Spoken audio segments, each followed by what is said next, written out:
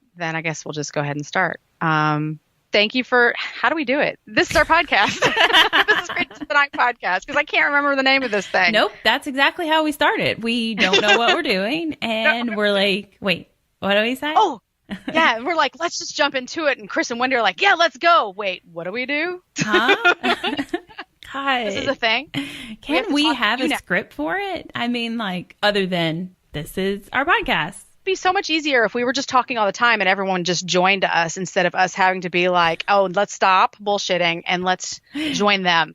Right. If we gave everybody our recording schedule and then we just did this live. Yes. Because then they'd get to hear about all the other stupid bullshit that we decide. We edit out. Yeah.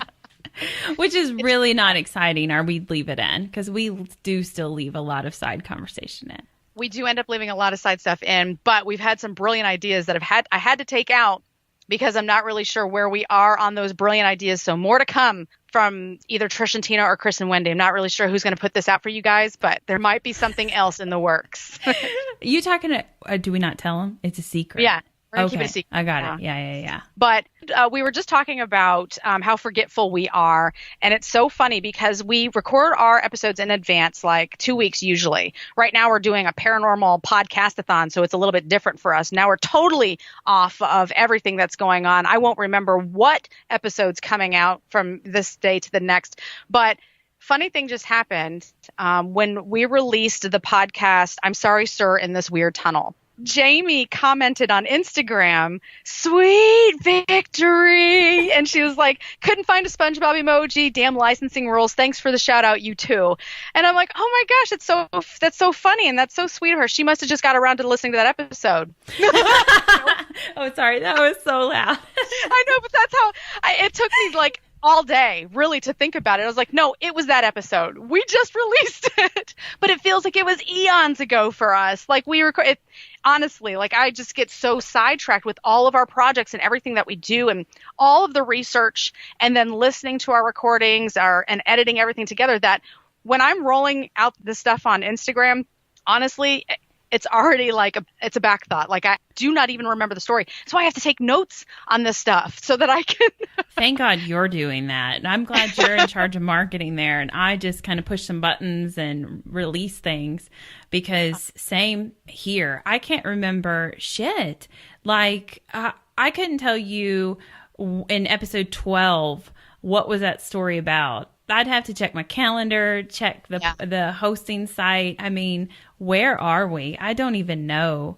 I feel like because we're so involved in this and we are usually doing everything in advance, and even right now we're working on stuff for July.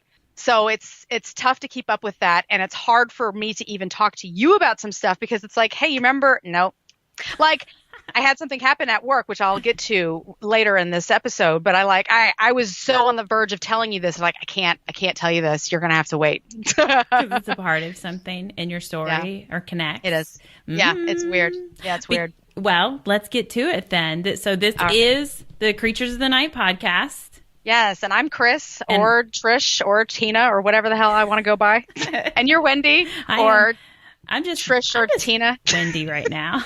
We're going to have to get that straight. You were Tina. No, you were Trish, and I'm Tina. And then you called yourself Trina one time or something. I don't fucking know. Like we just said. I can't even remember. Sometimes late hours and alcohol and your memory just disappears. So I guess we're just going to have to stop trying to pretend that we're somebody else and just be Chris and Wendy for now. Okay. It's not as fun, but that's it's fine. Not. Yeah, I know. Boring old Chris and Wendy. Well, boring old Chris and Wendy have some paranormal stuff to tell you guys about. So if you're ready to listen, I do have an interesting story that I want to tell you. But first, I want to just kind of bring up a point that Wendy and I generally, when we get to thinking about places where we want to go, somewhere that's going to cause some time away from our family, we do try to figure out ways to make it more of a family trip. So there have been times where Wendy and I will sit down and we're like, okay, let's meet in the middle. I know that's been said on a podcast before. How can we, get the families involved, do a whole vacation, and also squeeze in some paranormal time. So that's kind of where I'm going with this. For years, Wendy and I have actually been dying to visit Ohio, of course, for paranormal reasons, not just because, I mean, maybe Ohio is really cool. I'm not sure. I told you before, they have like the greatest zoo ever. There's a moose there. Right. Yeah. There's a moose there. Right. Exactly. So I was just talking about that today with Brandon because we haven't seen a moose still. He says, by the way, that's cheating. That's not really fair to see a moose at the zoo. You have to see. Yeah. So you cheated. Well, I agree. But I mean, like, they're really hard to find. They are. Yeah. They're super elusive. Many people in New Hampshire agree with that sentiment. So, but in Ohio, aside from the zoo, you've got places like the Ohio State Reformatory. Got Prospect Place, that's in Trinway, which is like one of those portals to hell kind of places. Oh, yeah. You know, just love. It's a farmhouse, or I think it's a brick style. It's beautiful. Just check that one out if you have the chance to Google it. Ohio even has places like Franklin Castle. I think that place is currently locked down right now, but that shouldn't keep you from passing by and taking a quick look and maybe a selfie with that infamously known haunted house. I didn't know that. It was closed. Yeah, I think that there's a situation where someone is buying it and like renovating it, but they're keeping it blocked off from like paranormal investigations because I think that they're trying to get away from being known for that. Why? You're just, you don't know how silly paranormal people are with their money. I mean, I know. You're missing out on a whole bunch of business. Truly. Yeah, I want to say that when I looked into it, when we were coming back from Indiana, there was some kind of a designer that was trying to get into that house. So, but it's a huge house. It's got a lot of floors and a lot of history. It would be a shame if they cut off the paranormal because I think that there's still a lot to be learned from the things that are going on in that house. But that's just another thing that's in Ohio. Ohio even has 8 haunted museums. What? Yeah. I'm not sure what exactly is going on in Ohio, but the place seems to be riddled with paranormal activity. Not to mention it's within close proximity to West Virginia, and being extremely into cryptids and legends, Point Pleasant is high up on my radar as well. So, Wendy, even though you are familiar with many of Ohio's mysterious locations, I'm willing to bet that neither you nor our listeners may have heard about this one. It's really amusing to me on a personal level because we've referenced going here as a place to distract our families from the other paranormal locations that they would have to endure if we made going to Ohio a big family vacation. I am intrigued because it's not hitting any, there's no sparks going off in my head. No sparks. So what I'm talking about is the Great Cedar Point in Sandusky, Ohio. Okay. Yeah, it was a while ago, and we were like, we got to get to Ohio. Brandon likes roller coasters. Let's see if we can make this a roller coaster themed vacation and also hit some paranormal spots. So hells yeah, I totally forgot that's in Ohio. So yeah, I mean that's why I was kind of leaning on it, like must be because I can't think of anything else. But I'm like, no, not this specific place, but some kind of amusement park. Something, yeah, because it's family related and all that. I have a really hard time. As soon as I'm getting up to tell you where the location is, like I want to stumble all over the place with my words. Like I'm so excited to tell you about this that I just can't even like spit it out. Like a puppy that can't stand still for, the owner to pet it or something. That's me. I'm that puppy and I'm like, oh, you'll just calm down. You'll get what you want. I know, right? Okay. So now I can take a breath. Now I finally let it out. Breathe. Okay. All right. Breathe. So Cedar Point happens to be one of the most popular amusement parks in the world. They've got 71 rides, including 17 roller coasters, one called the Magnum XL 200. Sounds like something I don't want to get on. I know. Yeah, it was actually one of the roller coasters that held the record for being the fastest coaster in the States for years. And it's also the ride credited to starting what's been referred to as the Coaster Wars. Ooh, I was going to say Whiplash. No. That was probably in the story somewhere too, and I just neglected to put it into mine. Okay, so it was the tallest roller coaster too, but it's since been trumped by another horrifying ride called King Ka, which had for some time allegedly ended the Coaster Wars. But according to everything that I've read, the battle continues. King Ka is in Six Flags, New Jersey. And of the two, I'll probably not make it through either one of these without blacking out. So don't hold your breath. Waiting to hear a riveting review of either of those rides from me. I'll tell you that it was scary, then everything went dark, and then it was over. That's what me and my youngest on like every ride. That's why we choose to sit next to each other. Oh, yeah. We just eyes closed. But afterwards, he's always asking me, what was it like? Like, what did it look like? I was like, I don't know. I wasn't looking. Who do you think I am? Same thing. You just make some shit up. You didn't see the unicorn? Oh my God, you missed it. It was dragons. No, I can't even get off of a ride and bullshit like that. I'm too shaken. I'm like, oh my God, everything's still here. Okay, I'm still alive. So Cedar Park was first opened in 1870 and is the second oldest amusement park in the U.S. behind Lake Compounce. What? Okay. Never heard of it. Is it like the tiniest amusement park ever? Yes, I think so. It's in Connecticut. It does actually have some interesting rides. I had to look into it because I'm like, Lake Compounce, man, that sounds like that's the worst name for an amusement park. Like nothing about Lake Compounce screams fun or adventure. Like, I don't know. Well, it sounds so much like Compound for some reason. Yeah. So it's just, it sounds like you don't want to go there. True. Yes, it does sound like Compound, or it sounds like you're going to be sitting around adding up fractions or something terrible. No, but I don't know. I might have to check it out. It's in Connecticut, which is weird because Six Flags New England is like a stone's throw from Connecticut too. Competition, man. That roller coaster wars. Everybody's involved. It's a big deal. But anyway, nearly 3.2 million visitors from all around the world flock to Cedar Point each summer. Sitting on 364 acres, the park has been commonly referred to as America's rock and roller coast. So cheesy. Cool. Cool, and you said cheesy. Yeah. It's open from May until Labor Day, and then only on weekends until the end of October, when they host a fun season-appropriate event called Hallow Weekends.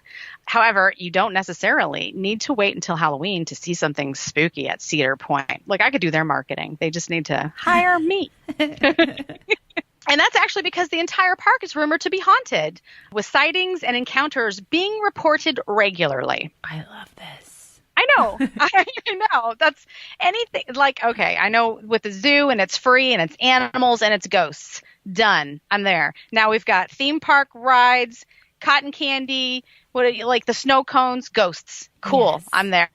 Yes. Give me one of those foot-long corn dogs or something too. Yeah. And then you know what I'm saying? This is golden. Like, I'm happy. I'm very happy about this. So first of all, there is this very bizarre story of a haunted carousel horse, which is often referred to as Muller's military horse.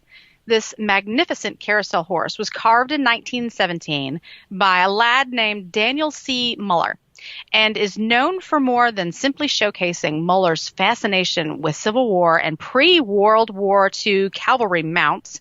Rather, it's been reported as being the only haunted carousel horse in existence. Although the legend of the haunted steed seems to have gone through a few changes over the years, as like hundreds of people have researched the story at length, why not? It's like the only haunted steed. Everyone's going to like tune into this. One of the most popular legends connected to the horse involves the very mysterious lady by the name of Mrs. Muller.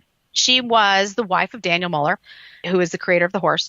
And apparently when she first laid eyes upon the military horse, she immediately fell in love with it. So much so that even after her death, many claimed to have witnessed her ghost riding the carousel. Legends suggest that because she was so deeply infatuated with the horse, that she would make it impossible for anyone to take a picture of the horse. That basic idea being that if no one was able to photograph it, then they wouldn't be able to fall in love with the horse as she did. Basically, she was keeping that bad mamma jamma all to herself. She is kooky. That's some silly logic right there. Silly story. Yes, you're right. I mean, she's just incredibly stingy, basically.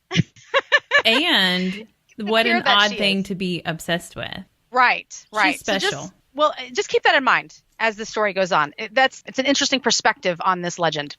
At first, that story appeared to be pretty easy to disprove. However, the exact location of the carousel horse had to be tracked down because the horse was reportedly in 3 different locations. First of all, Cedar Point's Frontier Town Carousel, of course. Secondly, the Merry-Go-Round Museum in Sandusky. And third, Dorney Park in Allentown, Pennsylvania. So here's what happened. The original horse was, in fact, on the Frontier Town Carousel at Cedar Point for many years. And it appears that the legend was born around this time. However, while the horse was at Cedar Point, the portion of the legend that involves one being unable to take the horse's picture had not yet started. The stories that were circulating during this time only make reference to a ghostly woman riding the horse after hours. This apparition also was not yet identified as Mrs. Muller. Several years ago, the entire Frontier Town Carousel was moved to Dorney Park in Pennsylvania, with the exception of one specific piece, the Muller horse. And while the original horse stayed at Cedar Point, a fiberglass replica was actually placed on display at the Merry-Go-Round Museum in Sandusky. It's also interesting to note that it was around the time the carousel was moved that the ghostly woman began being referred to as Mrs. Muller. So not until the carousel got bought by Dorney Park, that's when the legend of the name was actually given to the ghost. Also, this is when the version involving her refusing to allow anyone to photograph the horse came about. So maybe that part of this legend was really just the result of people not being able to find the original.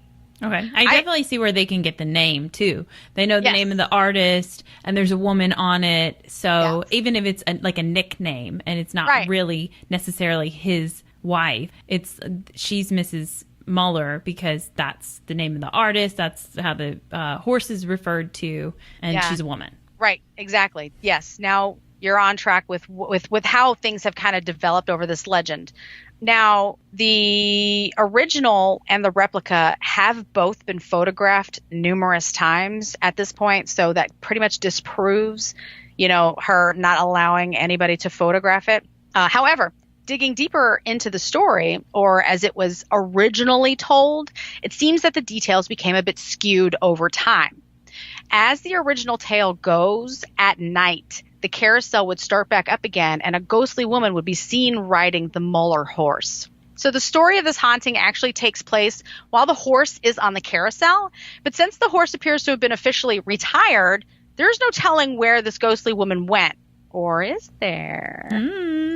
Seems like maybe the ghostly lady wasn't just so infatuated with this one particular horse. Otherwise, we'd still hear about her hanging around it no matter where it went, right? And it's on display at the Frontier Town, wherever. It's like behind glass or something. It's there at the park. Got it. As I mentioned earlier, the antique carousel was bought and moved to Dorney Park, which, surprise, surprise, an apparition of a ghostly lady has been reportedly hanging out. Many feel that Mrs. Muller did in fact follow the carousel there to Dorney Park because at night when the park is closed, this glowing white apparition has been seen riding the carousel.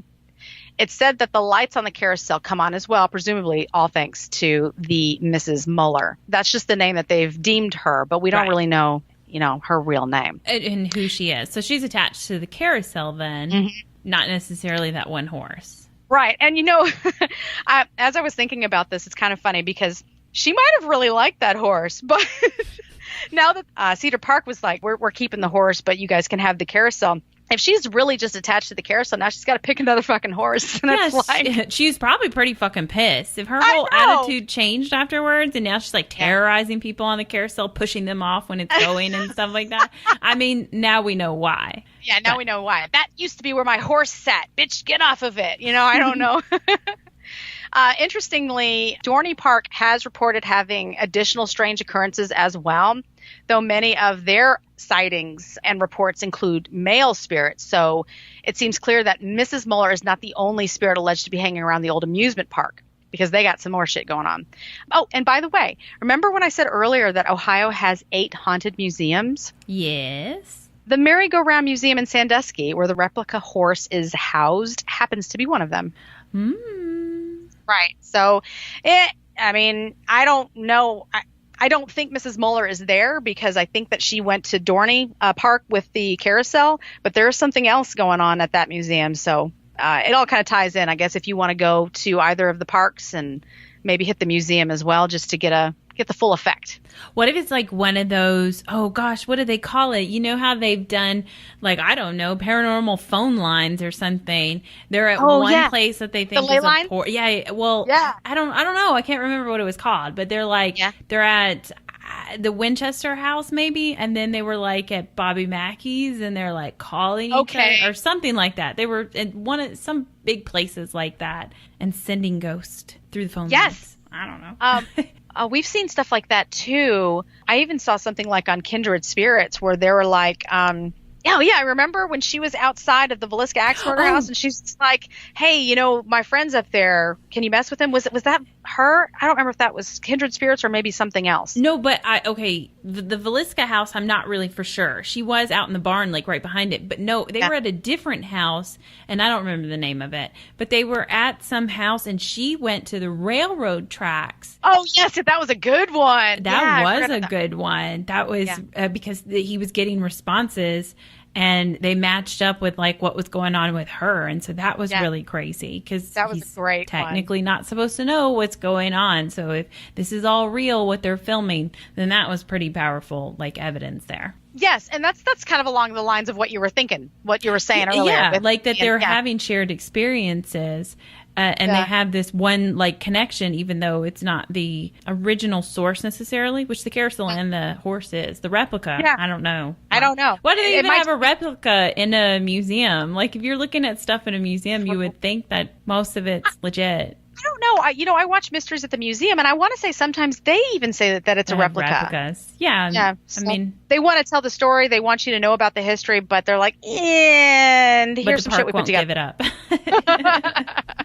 Right. I get it. Right. So while the carousel was still present in Cedar Park, employees often reported hearing music coming from the carousel at night, and sometimes the carousel was seen spinning in the opposite direction. Like I actually read employees, like them saying, it was going backwards, guys. Don't know what's going on here. That spirit's getting bored. She's been on that ride for years now. She's like, let's spice this shit up. I know.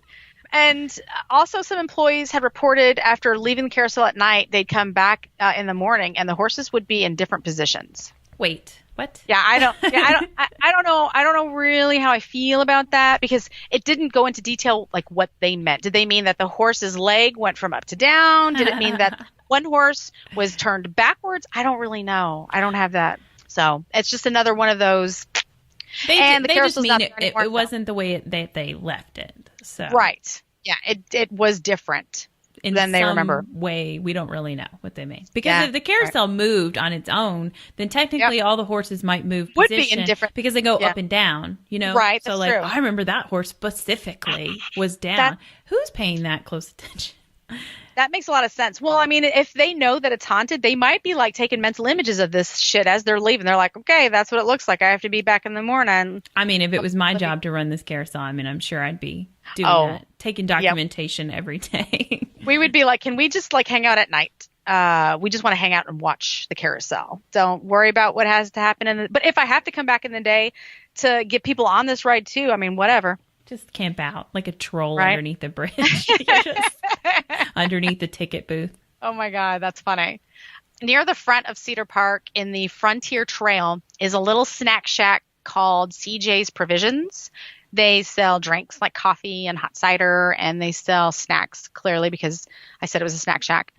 Many employees have reported seeing shadowy figures walking past the doors before the park opens for the season. Like, maybe this is actually the hideout for spirits prior to reopening the park.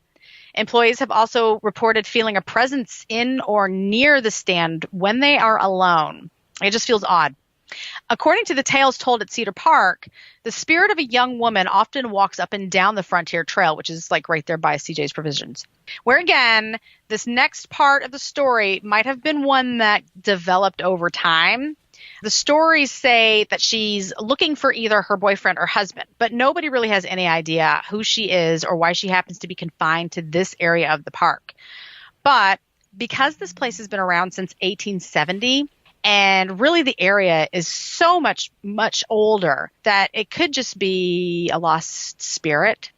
I didn't really go into it earlier in the story, but in the 1860s, during the American Civil War, housing for a battery of 4 field artillery pieces was constructed at the tip of the peninsula. It was used to defend a prison for Confederate soldiers on nearby Johnson's Island.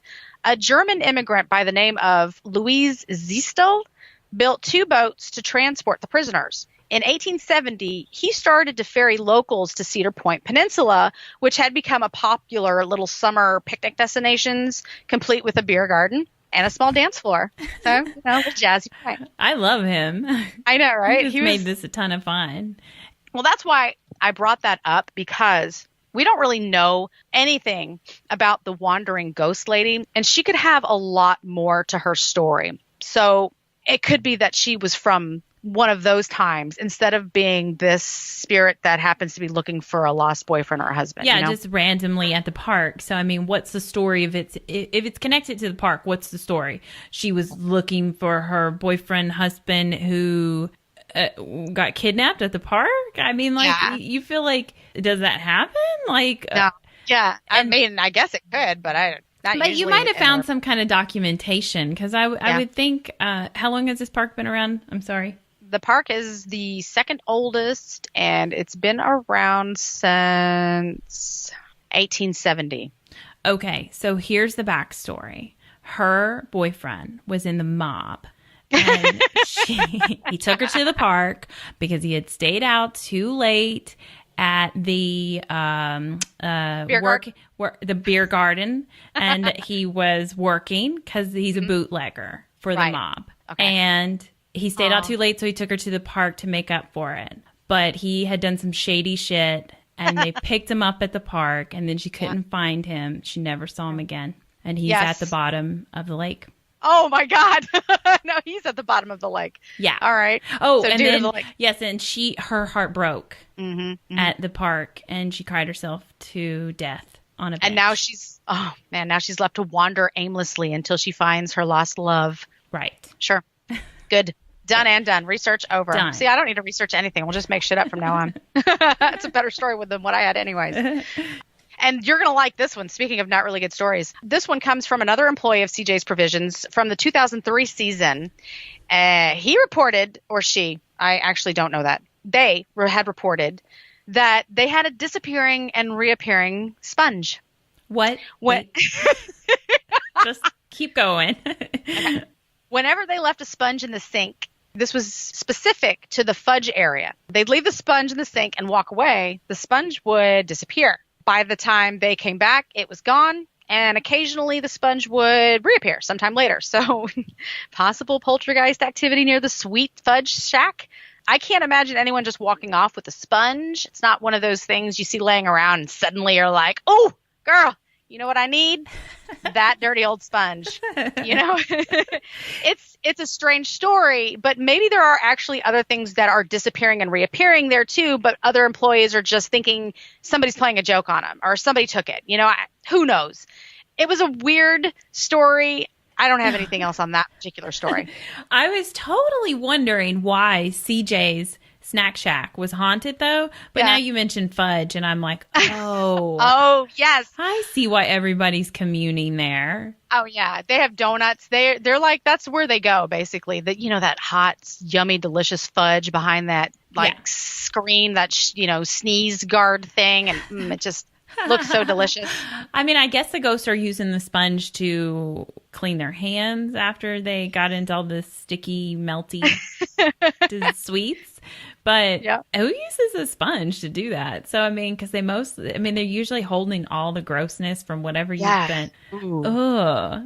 It's disgusting. Yeah, it's not usually my thing. I mean, honestly, I walk by a sink at my workplace all the time. There's sponges laying around. Nobody takes that shit. No. Nobody wants it. It stays right there.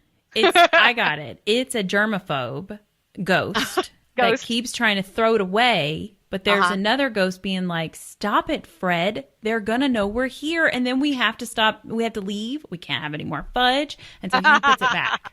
Right. He's just like, but it's so gross. We need to throw it away. And she's disgusting. Like, no, leave it. Stop messing with their stuff. Got it. Well, So that's while we're there at the park and we're screaming our asses off because of ghosts and rides and stuff, we're going to get tired eventually. We're going to want to go in and take a little sleep for the night. So there's actually a couple, well, not anymore. There's a haunted hotel that's on the property, and it's called the Hotel Breakers. It's the oldest on-site hotel at Cedar Point. It was designated a U.S. National Historic Landmark in 1987, but they went and messed all that up. They made so many significant changes and alterations to the hotel and demolished several historic wings in 1999. So the hotel was de-designated and delisted on August 7, 2001. I didn't even know you could do that. Because you're supposed to follow certain regulations to keep your status, and somebody must have just not gave a fuck. Yeah, that's the first time I've ever read that somebody was listed as a historic place and then they were delisted. I assume it's either one of those situations they didn't care, they didn't give a shit if it was a historic place or not, or they had to make the changes because maybe the integrity of the building was in bad shape. I don't know. Yeah, you can totally see that. Like all these historic buildings and stuff, like they ain't gonna hold up forever. At some point, yeah, it's gonna happen. So it could be one of those two things. I don't know. I did try to find out more, but I don't have it. But the hotel does face the beach, and its back is to the park. So it makes for a pretty interesting place to stay because you've got, like, honestly great views from almost every room. But even though that's pretty killer, the reason I'm digging this hotel is because of all the paranormal activity. So of course, check this out. But it's nice to have paranormal activity and a view. And a view. Yeah. I wouldn't complain. Not like our view from when we stayed at the Dolphin, which was like of a brick wall. That was a pretty view. But when we stayed at the Jerome Grand Hotel. Oh, that was a sweet view. That was a really nice view. And it was a killer room. That one was for sure haunted. Mm-hmm. So since the early 1900s, employees and guests have reported strange occurrences in room 169.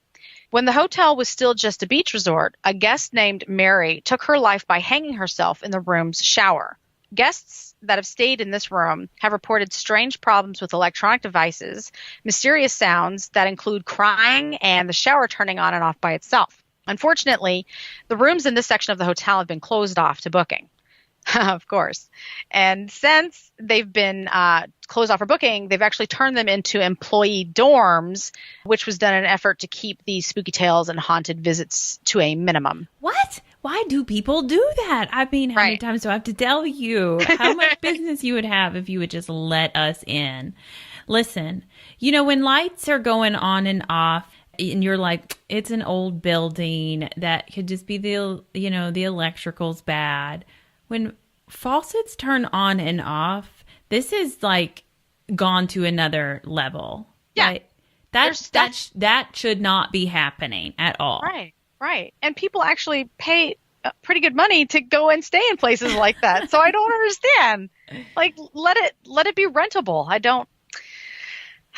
So needless to say, this room cannot be rented out, but you can always pull a Chris and Wendy and wander around the hotel until you find it, try to befriend some of the employees along the way, and just sneak in for a little peek-see, Yeah. That's what we do. Or you can quit your job at your current job and just go work there. You could work there because apparently, employees get to stay there. I don't know the cost because I didn't get to interview anybody about it, anybody that works there and ask them, hey, how much you have to pay to actually stay in the hotel. So, but I don't know. That's always an option for you too. A balcony at the Hotel Breakers is supposedly haunted by the spirits of a man who made a pact to commit suicide with his female lover.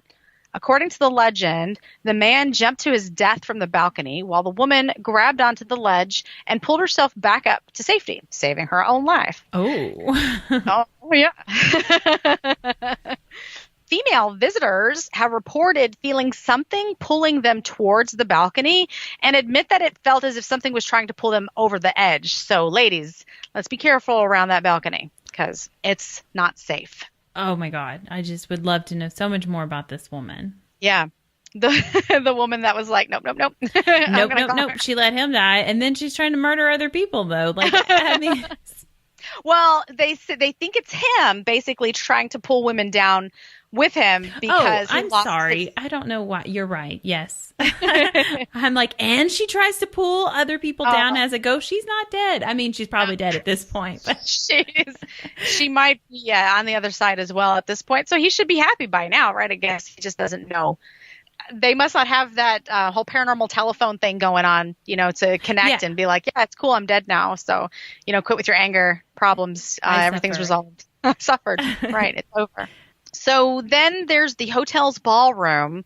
It's got some paranormal shit going on too. According to witnesses, ghostly dancers have been seen dancing around in the ballroom, as well as music has been heard in the ballroom from time to time. I really appreciate spirits that in their death, they're just living it up, man. Yeah. They're riding rides, they're dancing at the bar. I almost said the bar, but in the ballroom, like. Yeah.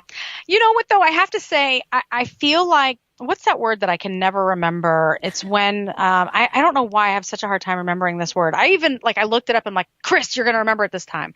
But it's when it's not an intelligent spirit. You can't really interact. Residual. Thank you. Yeah, that word just I never got it down. So I feel like a lot of the stuff here is residual. Those happy moments, those good memories, those are all residuals.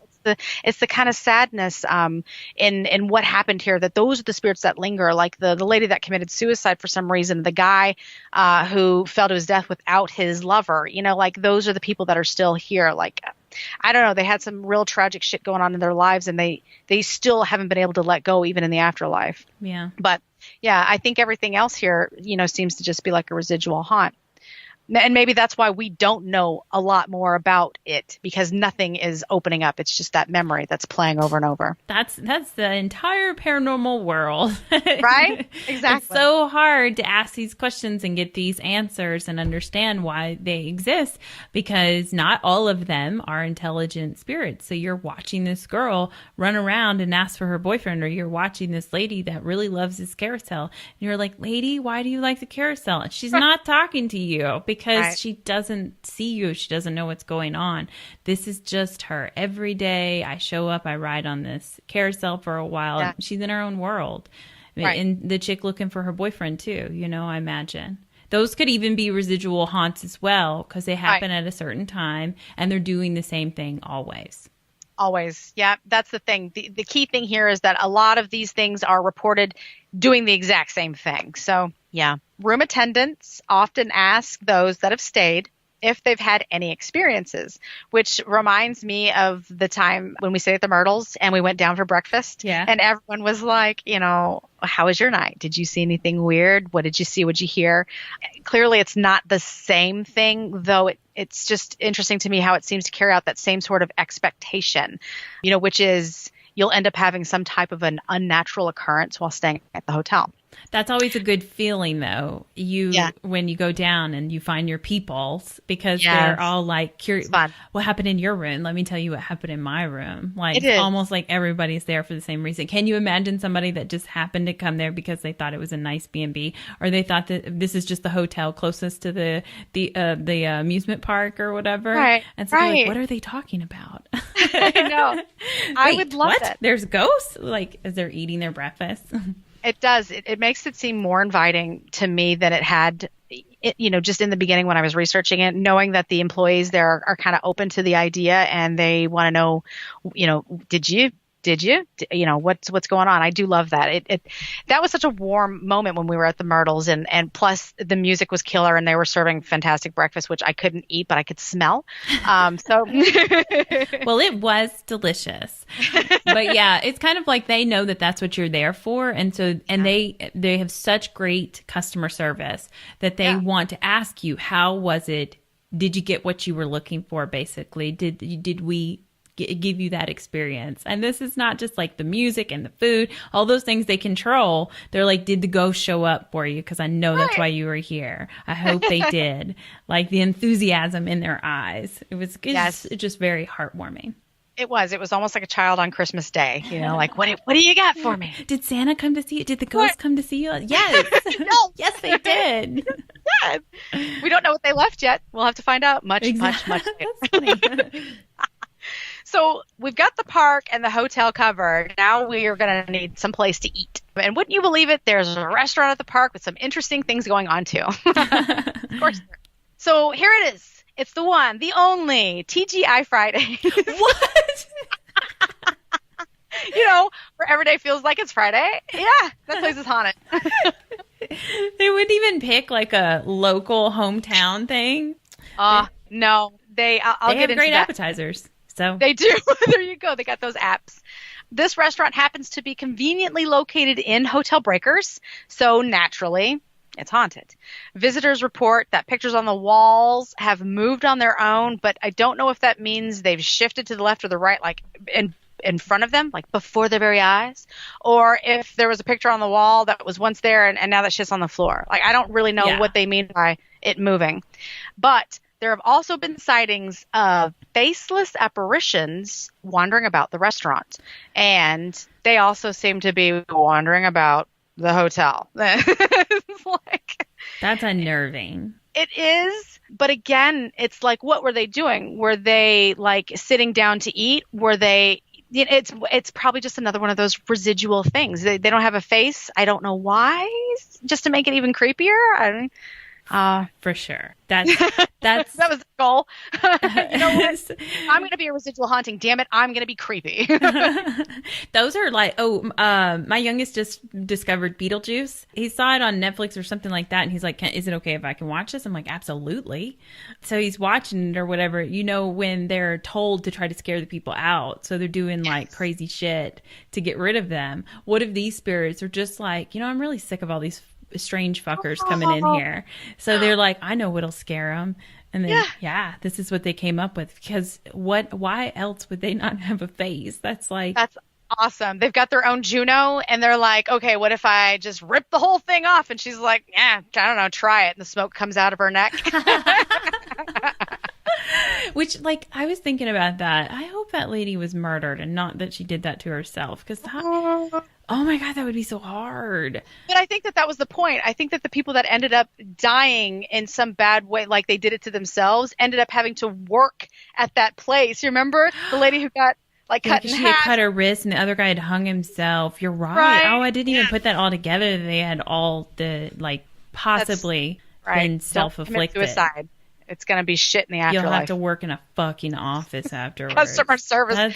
That paperwork. That is hell. Exactly. Oh my God. Didn't even think about that. Yeah. I love the little lady behind the window. If I knew then what I know now, this little accident wouldn't have happened. So, yes, there did used to be another restaurant there in the park. It was called the Breakwater Cafe. So it was a little more themed to the area. It was near another hotel called Sandcastle Suites. It was all at the tip of the peninsula. For any of you that have been to the park prior to 2018, this one is a huge bummer because they had that restaurant demolished in 2018 as well as the Sandcastle Suites. What the fuck, man? Are they just putting up Holiday Inns and TGI Fridays and Applebee's and stuff like that? Or I tried to find out. Are they tearing down all the local shit? Yeah, I would love if anybody knows to let us know because I tried to find out what they've done to it since 2018 and I haven't been able to find anything. Yeah. It's upsetting. It's unnerving, I guess, that they did it because the Breakwater Cafe was said to be the location of a young boy spirit that had apparently drowned in Lake Erie, which would have been just beyond the patio of the Breakwater Cafe. Many visitors had reported seeing the ghost of this little boy in or near the restaurant. There is even a picture taken by a tourist that had his ghostly image standing somewhat next to her, kind of over the shoulder, but it almost looks like he's not her? Over her shoulder, right through her is what it looks like. Oh. The thing is that she's taking a picture of a picture. So there is a reflective surface. There's glass right there. So, when you look into it, many people are just dogging her out, right away. It's clearly a little boy was standing behind you. You can see her body outline. You can see her. You can't make out any details. You can't see her eyes or her mouth. She's got her camera in front or maybe her camera phone. I'm not really sure. You can't make out those details. But you can see him and you can kind of see a bleed through, of a body that appears to be coming through hers. So it's one of those things. I'll put it up there for you guys to kind of make that judgment on your own, how you feel about it. The thing is that really pisses me off is that the place is gone. So I can't even say I would go there and do the same demonstration myself, experiment and see if I can get his picture. I don't even know if that boy is still around there because I couldn't even find any buildings being put there now. It's like, yeah, we took it down. We have a plan, but I don't know if it's just a field. Yeah. I don't know. That's so upsetting too, because we kind of talked about that before. Is it like, where do they go after that? Right. Now this little boy has nowhere to go. He obviously doesn't want to stay at the lake that he tragically died in. So he's trying to go where there's people and like a better, comforting, happy place. And now does he have another place to go to? I certainly hope that he either, finally moved on or that he found something else there nearby that he can be peacefully attached to. Yeah. I mean, it is a fun place. There's a park right there. So, maybe he wandered over there. I don't know how it works. I mean, none of us know how this works. No.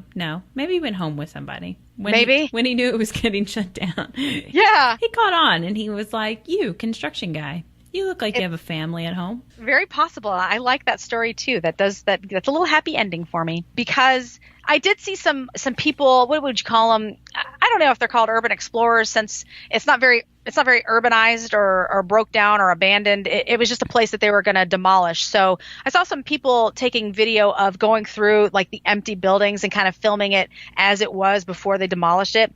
So he could have latched onto one of them too. Oh, I think you call the trespassers. Thanks for correcting me. Yes. They were trespassing. Because they probably weren't supposed to be in there. I don't know. No, they weren't. I mean, it was like very close to demo. And, I don't know if they were blowing the shit up or what. They were that was very dangerous of them. And I sound like a mom, an old lady, and I'm like, no, don't do that. But I often do crazy shit myself. So, whatever. Oh, for sure. We would have been there. I love that you gave them a fun name. They're urban explorers. Urban explorers. Not trespassers. Yeah, so they don't have that illegal name attached to it. So now that you made it through all of that, this is actually where I find my story gets a little juicy. I read a ton of comments from people reviewing the park and the hotel, and I wanted to tell you everything that everybody said, but this is already a long episode, and I couldn't turn it into a 4-hour episode. So here's just a couple of personal experiences to add to the story. And I also want to add that the majority of these stories came from people that were there for Coaster Mania. So this is like a Coaster Mania, what is it called? Group? Crew? No, it's like a site where you go and you add your stories like a... oh, shit. Like thread? all individual blogs. Yes, that's it. It's a thread. Look at me with the words today. You are like on it today. I'm so glad you're here. Thanks for joining me, Wendy. You're welcome. Struggling. Listen, let me just point out real quick, since we've started doing this podcast and you write a story on a location and everything, and then you're looking for that evidence, and it's not always the easiest to find. You go to Google and you look for paranormal groups or somebody that wrote a blog, or you go to YouTube, obviously, and look for people that have posted evidence or videos on the location. But damn it, if I have not gotten some of the greatest reports of evidence out of TripAdvisory. Oh, no kidding. That is so awesome. I do love that. I love TripAdvisor people who are just like, are they like ghost hunters, or they're just like going to stay the night and they're like, what is this? I mean, most of the time the people seem like they are aware of what's going on. Like, I heard it was haunted, and sure was. This is what happened. I mean, it's just, and that's why so many times I'm like, Willie gave us this story. It's because on TripAdvisory, it's just right. Willie. So I don't know Willie's name, or if he's a paranormal investigator, or what he's doing. But thank you. Thank you guys for posting paranormal evidence in little threads like these. Right. And obviously, we're not getting paid by anybody to do this podcast. We're certainly not getting paid by TripAdvisor. No, but if TripAdvisory would like to pay us, I'd love to write reviews for you. So, I mean, like, you can call me at blah, blah, blah. No. That's what I was going to say. It's so important for people that are just I look at reviews for everything. I have to, because I'm a celiac. So I have to read reviews on restaurants day in, day out. Actually, I don't do most of it. I ask my husband to, because he reads a lot faster than I do, clearly, because this story is still happening. But, just going back to when we went to the Lemp, somebody had put a very negative review on the Lemp, and it kind of pissed me off, because our experience there was nothing but phenomenal. From the time we walked in the door to the time we left, the people that we interacted with, the people that worked there that helped us out with everything was phenomenal. So I had to go on there and just write an intensely awesome review for them. And I named names and I was like, yes, this is the place to go. You got to do it. So, I mean, it's a big deal. If you guys are visiting these places, man, it means so much when somebody does a great job. Sometimes their bosses aren't always, patting them on the back, and it feels good for them to actually see that somebody else recognized it. You posted it out there for the world, Yeah. And if they are doing something shitty, then hey, put that shit down there too. Because people are reading. And everybody has different experiences too. So yeah. Reviews are such a big part of like decision making for me on where we go. And I mean, I don't have celiac. I just don't like to be put in bad situations. Yeah, right. Yeah. I don't leave my house very often. So when I do, it better be for a good reason. And I don't want to chance having a bad experience, getting my blood pressure up. Oh, so yeah. Guys, let's post reviews. Don't feel like nerdy or like you're an old lady because you're out there reviewing the Thai food place you just ate at. It's important to someone. Yeah, you're doing the community a service by doing that. So this first review or message or whatever you want to call it, it was on a thread, is from a gentleman by the name of Brian Pastor. He was a guest at the park in 2008.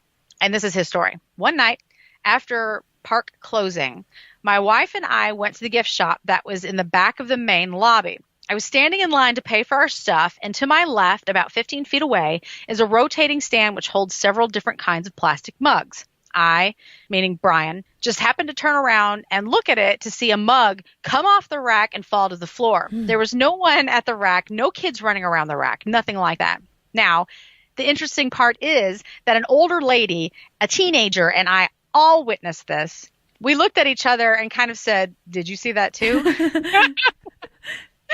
And the older lady did say, "Now that was weird." The teenager then picked up the mug and put it back on the rotating rack. He says, "I know what you're thinking. The mug might have been loose and it just fell." And that's exactly what the skeptic in me wanted to believe. But the mug simply didn't just fall. He said it was flipping around like it had been flung off the rack. If it had simply fallen to the ground, it would have been no big deal. And I don't think anybody would have thought anything about it. But this mug was spinning and flipping like it had been flung off that rack, not just as if it had fallen. And I saw where he posted, like, many people were like, "Dude, that shit just came off the rack on its own." Whatever. And he's like, you would have had to have been there to have seen this. Exactly. It just didn't make any sense. So maybe there is more to that whole sponge disappearing thing. I don't know. There's some, what do you call it, childish activity or playful activity. They're throwing a mug at the floor. It's not at somebody. So maybe that's more playful. No, and it was like spinning around or whatever, too. The way it fell off was unique, as if they were picking it up and playing with it and dropped it, type like, thing. Look what I can do. Look what I can do, Oh, yeah. That's what I thought. So then incident number 2 happened the very same night. It was 2:15 in the morning. I know this because I was having a hard time sleeping. I'm still talking about Brian. Yeah, here. I was about to say. It was very quiet in the hallways, no noise, and our room was directly behind the elevators. So we could hear when people were coming up and down, whenever. All of a sudden, there are 5 loud, and he put that in all caps, bangs on our door. Scared me to death, all caps, and woke up my wife immediately. I run to the door and look out the peephole, and there's nothing there. I grab some clothes quick, and I open up the door, nothing. No one in the halls, no sounds in the elevator. The only noise was the fluorescent light in the hallway in front of our room, which is now flickering. It wasn't even flickering when we got to the room, nor had it done so during our stay. That is a horror film. And then he was found dead, and he's writing this as a ghost. Right. This is not good. That's when I'm like, honey, it's time to go. I've already packed your bags. Right. I think I saw that in the movie Saw, as a matter of fact. Is he just feeding us bullshit? Like he made this up? Listen, you would think that somebody came off the elevator, some kids could be playing around in the hall, bang on the door, and run off. But we don't know. We have to trust him that he's thought about that. Well, that he knew the hallway's too long. He would have saw someone or something like that. But then the whole light thing's weird because it's just, like that energy left behind or whatever. Yeah, affecting it. I thought that was weird too. He did continue to say that he walked the hallways, like immediately. Yeah. He said nobody was there, not even the sound of a door closing or the click of a key card beeping, like they were trying to get into a door. Well, you know, if it was some teenagers that were fucking around, you would have heard them giggling. Running, they can't keep quiet for that long. Shit, I can't. I played all kinds of pranks when I was a kid, and I was just a loudmouth, just like I am now. I donkey laughed all the time. They were like, Chris, I'm too busy donkey laughing. Like, shit. He says, again, the skeptic in me says that some kids were playing a joke, but you would at least hear someone running in the halls or closing a door. I heard nothing, and I walked the whole area afterwards trying to figure out what happened. I can't explain either of these events. Very weird. Yeah. He definitely took some extra steps there that I wouldn't have. So when banging on the door, I look out and nothing's there. The door would have been shut and I would have been like back in bed, sheets over my head. Oh my God. I would have locked everything. I know. Kept my phone beside me along with like whatever I can use as a weapon. And I would never go back to sleep.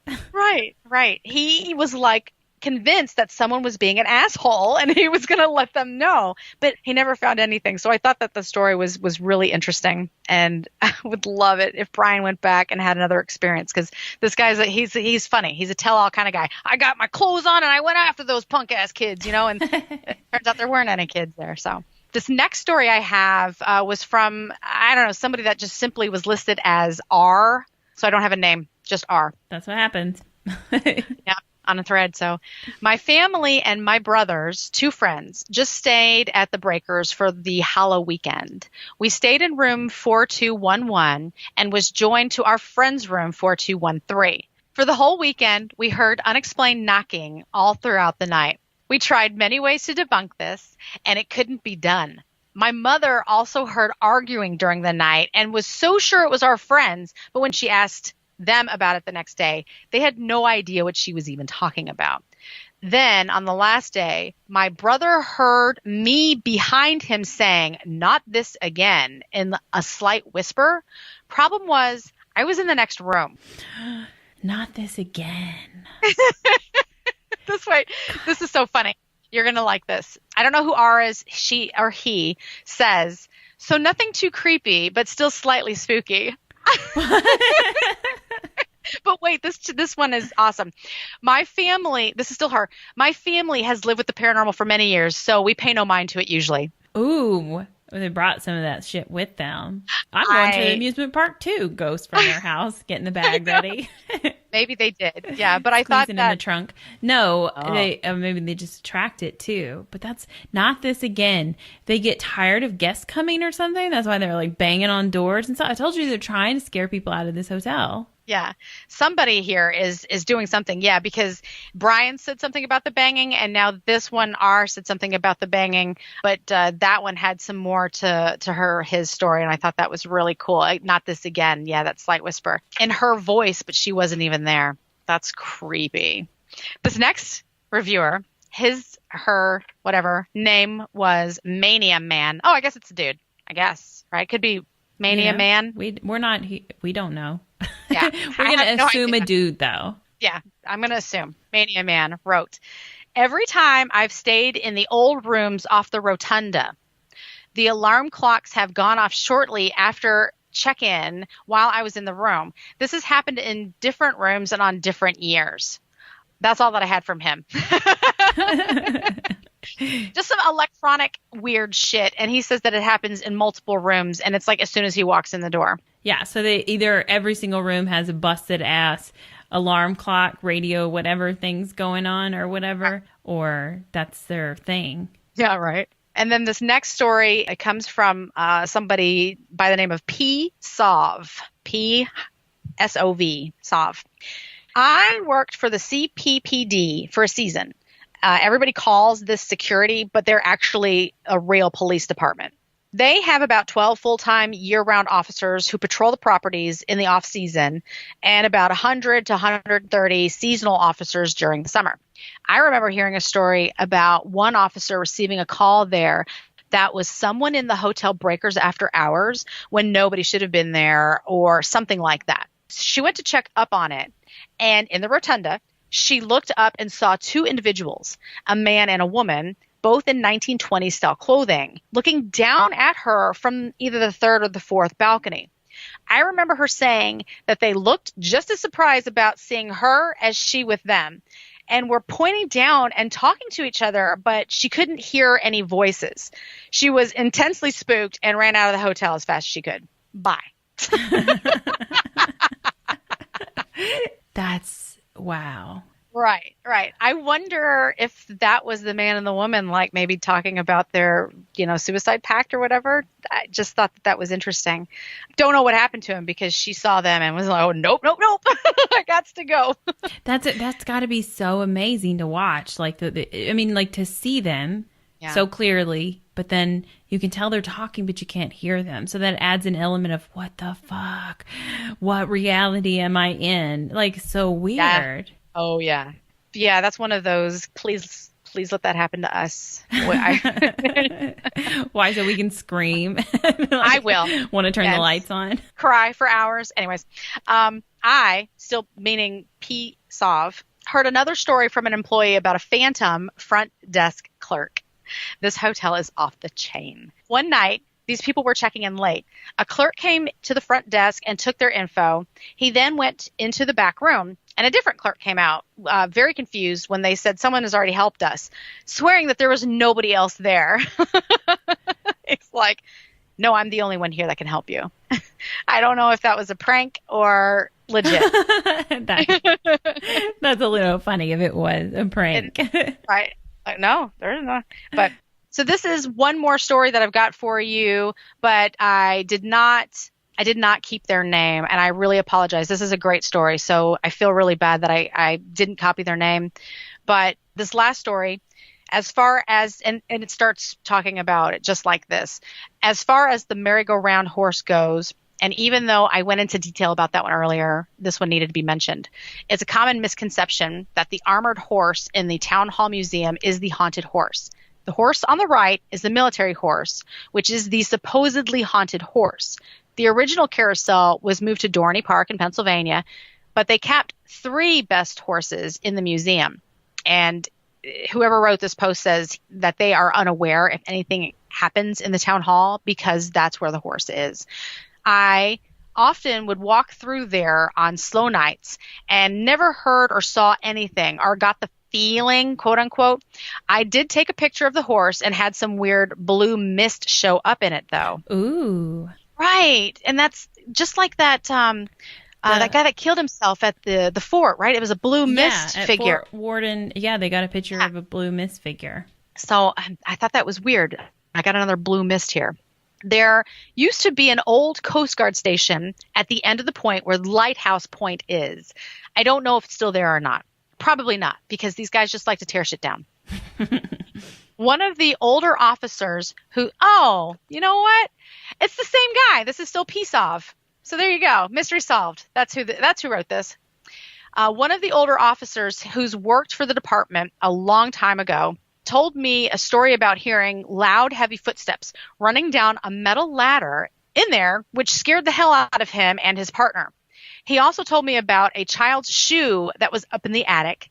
There was about an inch of dust in the attic, and you would see footprints as if somebody walked through there. The shoe would change positions, and you could see a trail in the dust where it moved to and from. And he says, maybe very strong ants? I'm sure you can tell the difference, though. Right. Yeah, I would think so. Yeah. Very strong.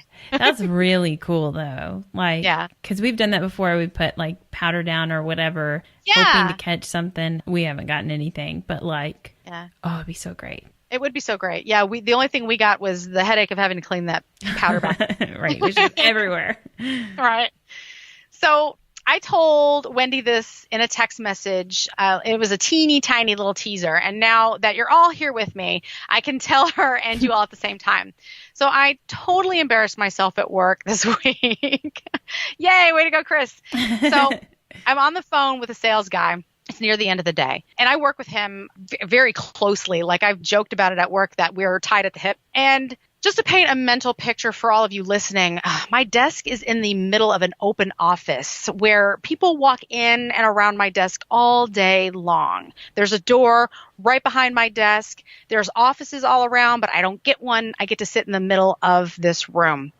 Sometimes it feels like I'm actually sitting in the middle of a supermarket with as much chaos that's constantly going on around me all the time.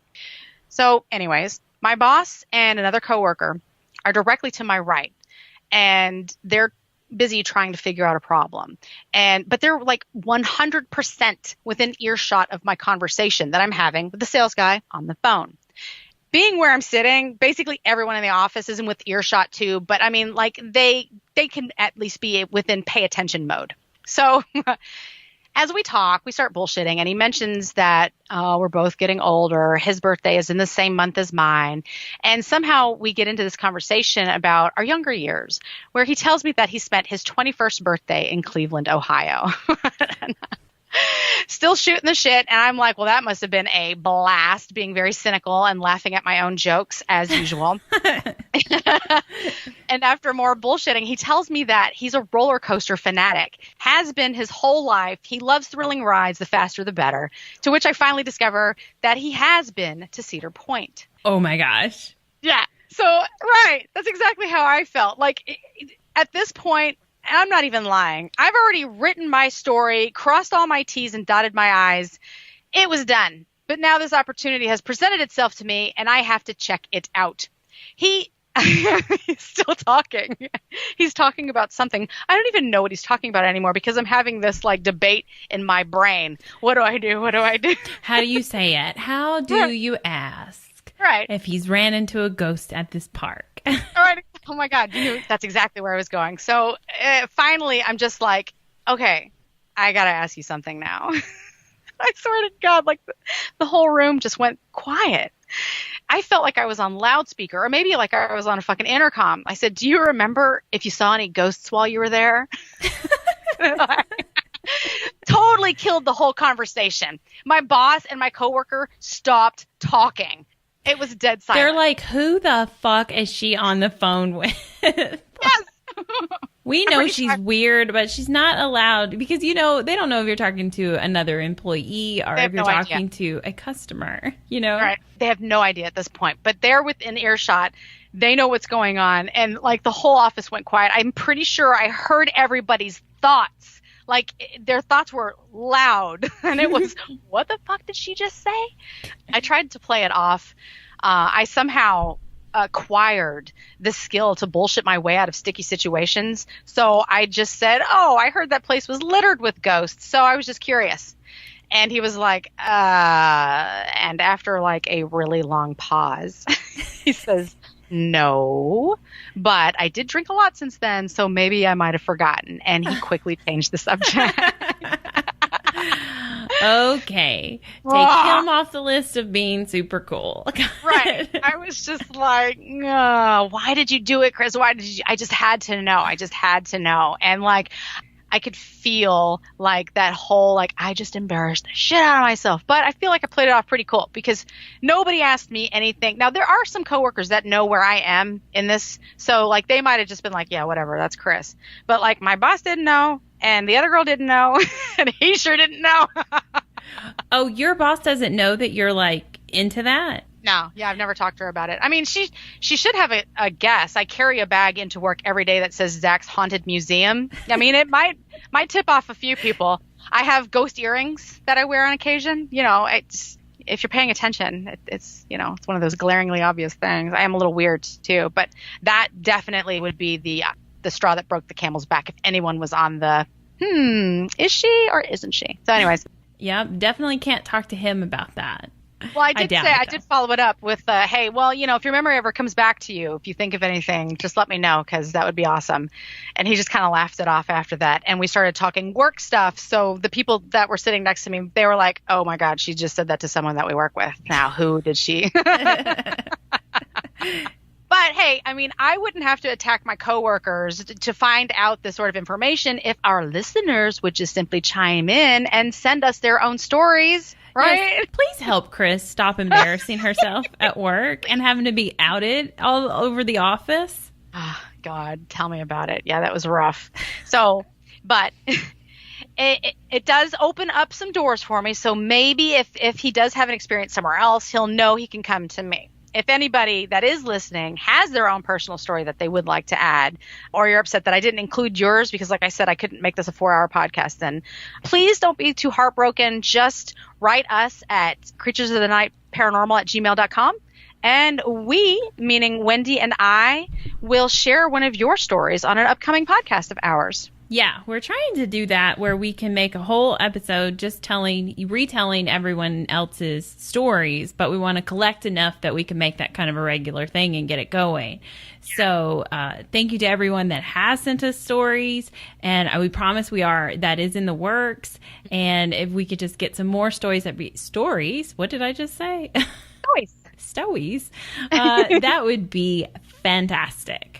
Definitely. And, even just shooting us a quick little note on Instagram or Twitter works too, because we can add those to our podcast as well. So you'll find us on Instagram at COTN_paranormal, Twitter and Facebook. It's just COTN paranormal. None of that underscore bullshit that you have to use for Instagram. So anyways. Extra fucking typing. Extra. No, it's kind of the same because you have to put a space. I mean, you're still hitting a key. Well, I guess you have to hit shift and anyways. But yeah. So check us out on social media. Send us emails if you got any information to add to this podcast or any of the other ones. And you can always go to our website, creaturesofthenightparanormal.com. And if you go under products, we have t-shirts there and other spiritual products. You can also find us on Etsy under the Spirit Emporium. Right. And what else? I guess that's it, right? Yeah. If you find yourself under any paranormal attack, definitely go to the Spirit Emporium to find some stuff that will relieve you. We got some great candles up there, man. Some awesome candles. Oh my gosh, yes, our wine candles. I was so proud of myself for making or whatever because, obviously doing this podcast, we have collected many wine bottles. And I'm just so happy that I found a purpose for them. I've been saving them because I was like, I know I can recycle these in some way. And here we go. We made beautiful candle holders with them, and it's a lot of work, but it's very rewarding in the end to be like, look, I didn't have to throw that away. Yeah, for real. Right, exactly. So, and you can get one of those herbed candles that we just mentioned in like a beautiful recycled wine bottle and listen to one of our awesome tales and then write us one of your tales so that we can share it with the world. Do it all in the dark too. And yeah, totally. So anyways, that's all I got. I love that story. Thank you so much for sharing it. I love the connection with the person that you work with, and I cannot wait to see if he ever comes through and is like, I asked around, and instead of just thinking, that chick is fucking weird, maybe he's like, I didn't know it was haunted, and starts talking to other people that he went with it, and it opens his mind, and we just touch somebody. Fingers crossed. Yeah, that's what I'm hoping for. Yeah. Not the other way around where everyone just says like, oh, there's Chris in the break room, and they just kind of go in the opposite direction really quick. Look, they can't avoid you. You're in the center of the damn room, which is like the worst, by the way. I'm so sorry for you. It's pretty awful. Yeah. That might actually be getting, funny thing is that might be getting changed pretty soon, and I might actually be in that sales guy's office. So whether he wants to be near me or not. Like you'll be in there with him? Yes. Well, he's found out eventually if you're going to be sharing a space. So at least you hinted at it very casually. So. Right. Just so you know. He's prepared. Right. Yeah. He is prepared. You got to ease people into this. So. I know, but I've been here for 2 years, so I'm done easing. It's just out there in the open now for you guys. Come on full force with it. Yeah, I think so. Right. Well, power to everybody out there that believes. Just go full force and be yourself. There you go. That's a powerful message from a powerful paranormal investigator. Okay. Sure. I thought you were going to say investigators and include yourself, but like me alone, nope. No, do not run out there and embarrass yourself like I did. I just do crazy shit all the time. All right. Well, thanks for joining us, and we'll talk to you again. That sounded stupid. All right. Sorry. Bye. Bye.